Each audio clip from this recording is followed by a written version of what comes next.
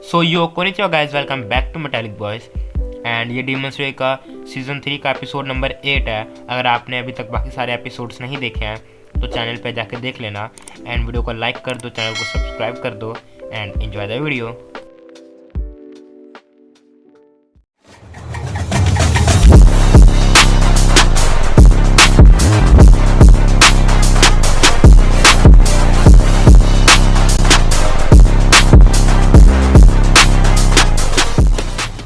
Episode की शुरुआत में हम मोइचिरो को देखते हैं जो कि अपने आप को ग्योका के वाटर वाले ट्रैप से आज़ाद करा लेता है। और वो तभी देखता है कि कोतेत्सु नीचे ज़मीन पर लेटा हुआ और वो घायल है। और तभी वहाँ पे बहुत सारे फिश मॉन्स्टर आते हैं कोतेत्सु और मोइचिरो के ऊपर हमला करने के लिए। और मोइचिरो कोतेत्सु को बचाने के लिए खड़ा होता है, बट वो इतना ज़्यादा वीक पड़ चुका होता है क्योंकि उसके अंदर बहुत सारे नीडल्स घुसे होते हैं, तो वो बहुत ज़्यादा वीक पड़ चुका होता है और वो खड़ा नहीं हो पाता है। तभी उसे अपने फादर की याद आती है और उसके फादर उसे कह रहते हैं कि मोइचिरो तुम कर सकते हो और तुम खड़े हो जाओ। फिर हमें मोइचिरो का फ्लैशबैक और उसका पास्ट दिखाया जाता है। हमें दिखाया जाता है कि जो मोइचिरो है वो अपने फादर के साथ जंगल में गया होता है और जो मोइचिरो के फादर हैं वो लकड़ी काटने का काम करते हैं और मोइचिरो अपने फादर की हेल्प करता है जिसे करने में उसे बहुत ही अच्छा लगता है। और एक दिन मोइचिरो की मदर बहुत ही ज़्यादा बीमार हो जाती है तो उसके पापा रात को एक जड़ी बूटी लेने के लिए पहाड़ पे जाते हैं और उसके फादर को जड़ी बूटी मिल भी जाती है। और वो जैसे जड़ी बूटी लेने जाते हैं वो पहाड़ से गिर जाते हैं और उसकी मदर की भी डेथ हो जाती है। और मोइचिरो 10 साल में अपने माता पिता को खो देता है और बहुत ही ज़्यादा ज़िंदगी में अकेला फील करने लगता है। फिर हम देखते हैं कि मोइचिरो का एक ट्विन ब्रदर भी है जिसका नाम योरिची होता है और वो बहुत ही ज़्यादा स्ट्रिक्ट और कठोर किस्म का व्यक्ति होता है जो कि चीज़ों को लॉजिकली देखना पसंद करता है। और वो ये भी सोचता है कि उस रात उसकी माँ बहुत ज़्यादा बीमार थी और उसके फादर चाहे जितना मर्जी अच्छा मेडिसिन या जड़ी बूटी ले आते पर उसकी माँ नहीं बच पाती।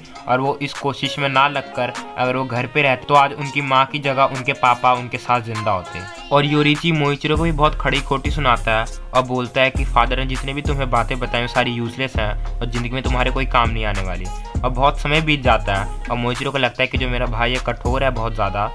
और वो मेरी फीलिंग्स कभी भी नहीं समझ सकता। और फिर एक दिन ऐसे ही मोइचिरो नदी के किनारे पानी भरने के लिए जाता है, तभी उसे एक ब्यूटीफुल सी लेडी दिखती है और फिर उसे वो पता चलता है कि वो उनकी मास्टर की वाइफ अमाने है।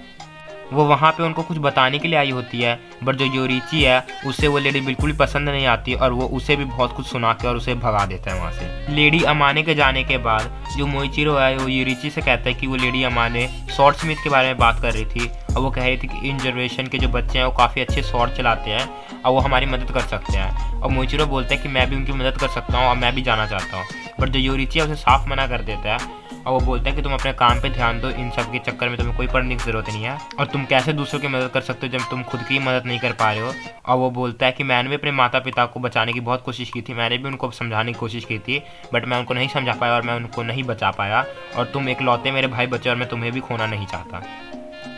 फिर एक रात मोइचिरो और उसका भाई योरिची सो रहे होते हैं और उनके घर एक डीमन घुस जाता है और डीमन मोइचिरो के ऊपर हमला करता है, बट योरिची उसे बचाने के लिए बीच में आ जाता है और योरिची का एक हाथ कट जाता है। और जो डीमन है वो बोलता है कि तुम एक मामूली से स्वॉर्ड स्मिथ हो और तुम्हें मारने में मुझे ज़्यादा टाइम नहीं लगेगा, तो तुम चुपचाप करके मेरा खाना बन जाओ। बट वो जो डीमन है वो उनके ऊपर हमला कर देता है और जो मोइचिरो है उसको ज़्यादा कुछ याद नहीं रहता है, बस उसे एक चीखी आवाज़ सुनाई देती है और वो बेहोश हो जाता है। और जब उसकी आँख खुलती है तो वो देखता है कि उसने डीमन को मार दिया है और वो अभी भी पूरी तरह से डीमन मरा नहीं होता है, बट वहाँ पे सुबह हो चुकी होती है तो वो डीमन इवेपोरेट हो जाता है और वो घर जाने की कोशिश करता है लेकिन वो काफ़ी ज़्यादा वीक होता है और ज़मीन पे गिर के रेंगते रेंगते जैसे तैसे घर पहुँचता है और वहाँ पे देखते हैं कि उसका भाई घायल पड़ा है और उसकी कंडीशन बहुत ही ज़्यादा ख़राब है। और प्रेजेंट टाइम में मोइचिरो ये सब बातें याद करके अपना डीमन स्लेयर मार्क एक्टिवेट कर लेता है और एक ही मूव में मिस्ट ब्रीथिंग मूव करके और वो सारे फिश डीमन को एक ही बार में ख़त्म कर देता है। और फिर वो कोतेत्सु को बचा लेता है और कोतेत्सु उसे बोलता है मोइचिरो को कि मैं ठीक हूँ और तुम जाके हागानिस्का को बचाओ।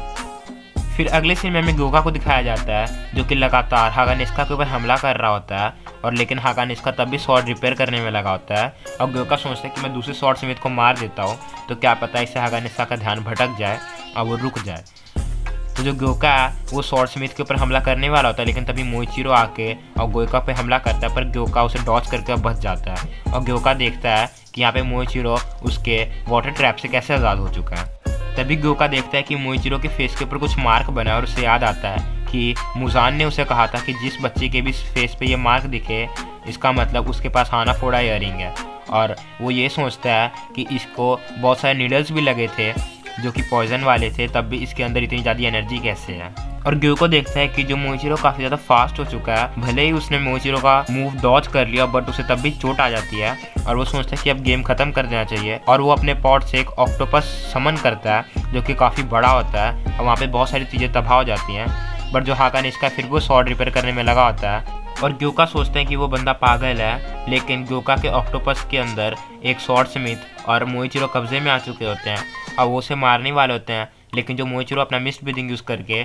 उस ऑक्टोपस के सारे हाथ काट देता है और जो ग्योका वो फिर से एक ऑक्टोपस समन करता है। लेकिन जो मोइचिरो अपना मिस्ट ब्रीदिंग का 5th फॉर्म यूज़ करके सारे ऑक्टोपस के हाथ काट देता है और वो ग्योका की तरफ बढ़ रहा होता है हमला करने के लिए। लेकिन जो ग्योका वो टेलीपोर्ट होके और कहीं दूसरे पॉट में टेलीपोर्ट हो जाता है और ग्योको को लगता है कि यहाँ पे वो बच चुका है। बट तभी वो देखता है कि मोइचिरो ने इतनी फास्ट हमला किया था कि उसके गले के ऊपर वो हमला करने का सक्सेसफुल होता है और ग्योका के गले पे वार हो चुका होता है और ग्योका को गुस्सा आता है और वो मोइचिरो के ऊपर फिर से वाटर वाला हमला करता है। बट मोइचिरो इतना स्पीड होता है कि वो उसे भी डॉज कर लेता है। फिर जो ग्योका है वो उसके ऊपर फिश वाले नीडल से हमला करता है, मोइचिरो उसे भी डॉज कर लेता है और फिर ग्योका एंड में ऑक्टोपस वाला ट्रैप उसके ऊपर हमला करता है। बट मोइचिरो अपनी स्पीड की वजह से फिर से सारे ऑक्टोपस के हाथ काट देता है और मोइचिरो उसके ऊपर हमला करने के लिए बढ़ता ही है और यहीं पे एपिसोड नंबर 8 खत्म हो जाता है।